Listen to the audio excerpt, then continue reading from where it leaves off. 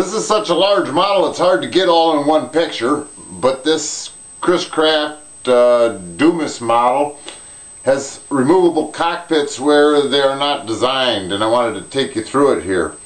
This rear cockpit, I find it necessary to have access for work on the servo, or if nothing else, just to dry the boat out.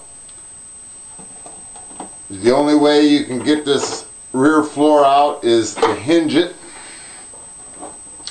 because the opening is smaller than the floor. But it will come out with plenty of room with the hinge. I use these to grab it to take it in and out. The engine compartment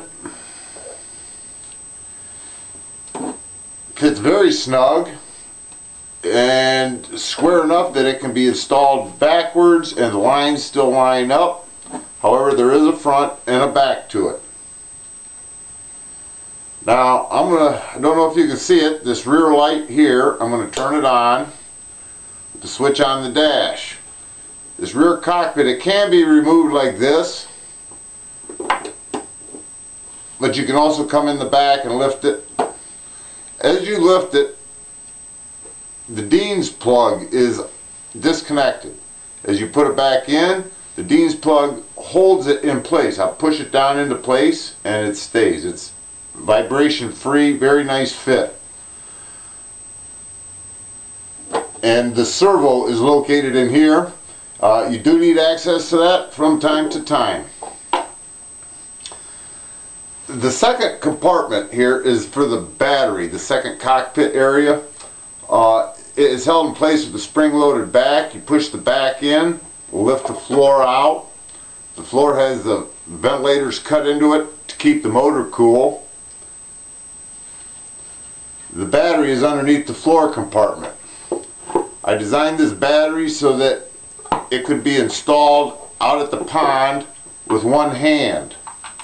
So you don't have to lean two hands over the water or take the boat out.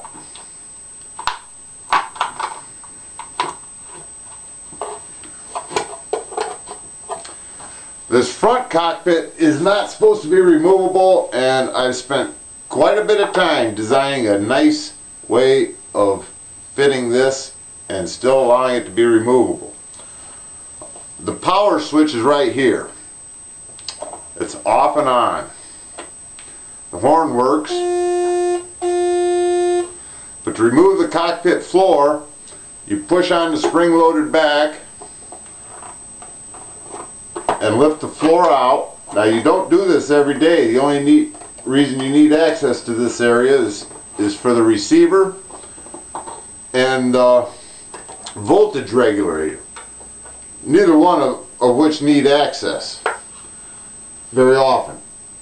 Now the power cord is right here. It's a good tight fit so it won't vibrate loose. As I disconnect the seat, all power is shut off to the boat because here's the on-off switch. That's relatively easy and a very nice fit. Now I'm going to put it back together for you. I'm going to connect the power, slip it into place. The on-off switch is now working. I'm going to turn it off for now. There is a folding section of the floor in the back.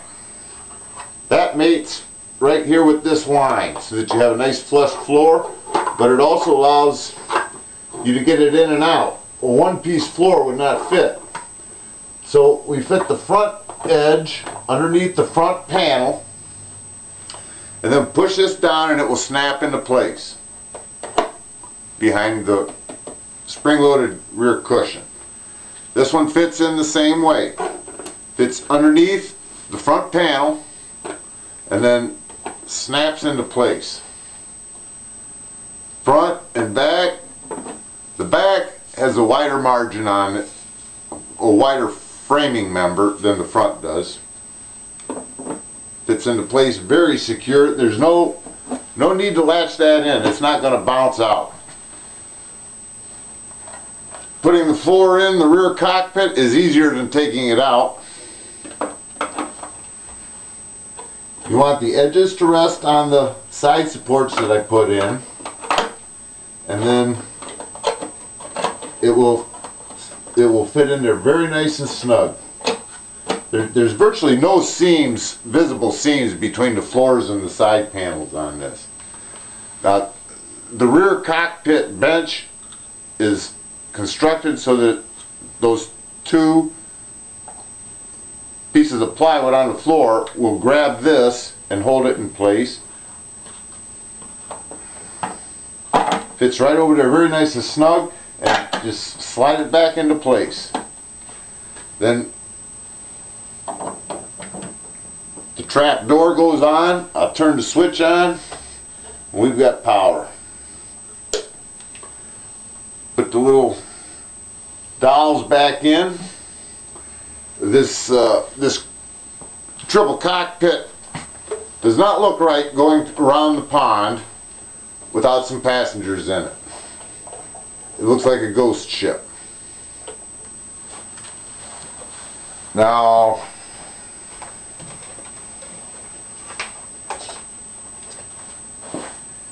I have my transmitter set up so that I run one boat on one toggle, and I can run a second boat on the left-hand toggle.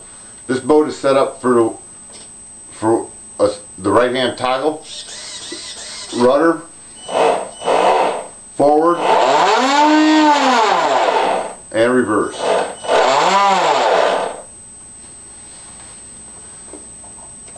I'm going to shut the power off on the boat, and then the transmitter.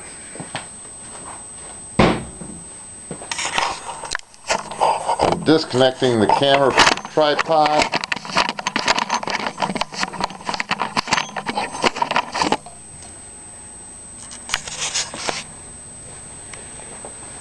I guess I better turn the lights back, turn the power back on here so you can see the lights. The bow light, fog light.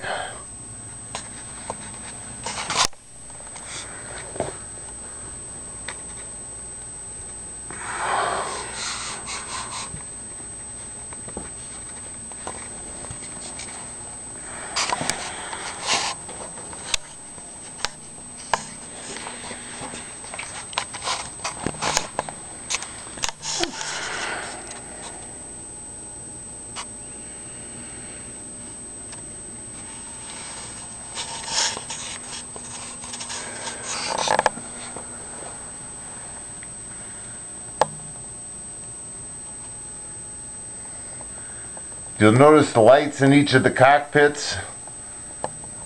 I'm sure that's not standard, but I like the effect.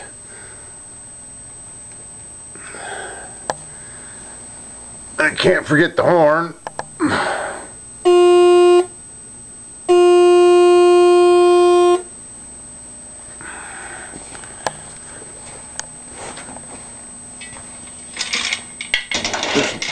This model is so shiny that I've had problems taking pictures with it.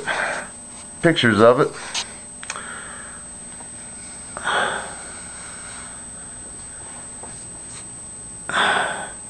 There are no steelers in this boat.